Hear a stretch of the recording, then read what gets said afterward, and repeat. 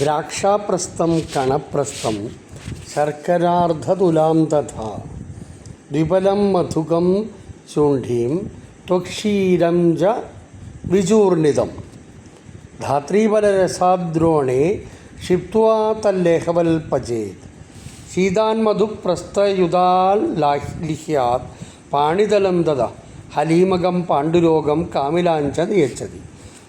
ശാസ്ത്രയോഗത്തിലെ ദ്രാക്ഷാദി ലേഹ്യമെന്ന് പറയുന്ന യോഗത്തിൻ്റെ ശാസ്ത്രഭാഗമാണ്, അതായത് വേഴ്സാണ് ഞാനിവിടെ വിവരിച്ചത്, ശ്ലോകഭാഗം. അപ്പോൾ ജനറലി ഞങ്ങൾ കോളേജിലൊക്കെ പഠിക്കുന്ന കാലത്ത് ഇത് വളരെ കഷ്ടപ്പെട്ട് ബുദ്ധിമുട്ടി കാണാതെ പഠിക്കുന്ന സമ്പ്രദായമായിരുന്നു. ദ്രാക്ഷാപ്രസ്ഥം കണാപ്രസ്ഥം ശർക്കരാർദ്ധതുലാം തഥാ ദ്വിപലം മധുകം ശുണ്ഠീം ത്വക്ഷീരീം ച വിചൂർണി ധാത്രീഫലരസദ്രോണേ ക്ഷിപ്ത്വാ തല്ലേഹവൽ പചേത് ശീതാന്മധു പ്രസ്ഥയുതാല്ലിഹ്യാൽ പാണിതലം തഥാ ഹലീമകം പാണ്ഡുരോഗം കാമിലാഞ്ച നിയച്ചതി. ഇങ്ങനെ പാടിക്കേട്ടാൽ ആരാണ് ശ്രദ്ധിക്കാത്തത്?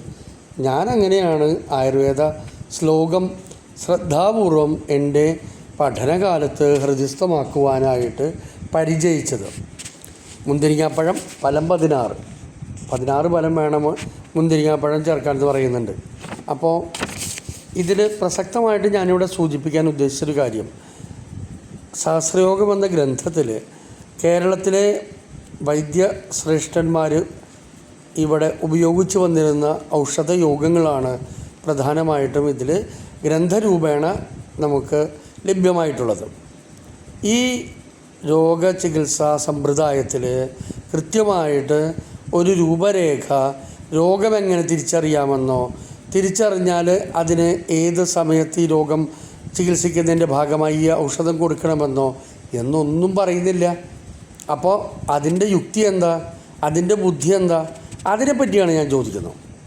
അപ്പോൾ മുന്തിരിങ്ങാപ്പഴം ഫലം 16, തിപ്പലി ഫലം 16, ഇരട്ടിമധുരം ചുക്ക്, കൂവനൂറ്, ഇവ 2 ഫലം വീതം മുന്തിരിങ്ങ കുരു കളഞ്ഞ് അരച്ചും മറ്റുള്ളവ ഇടിച്ച് പൊടിച്ച് ശീലപ്പൊടി എടുത്തും യോജിപ്പിക്കുക.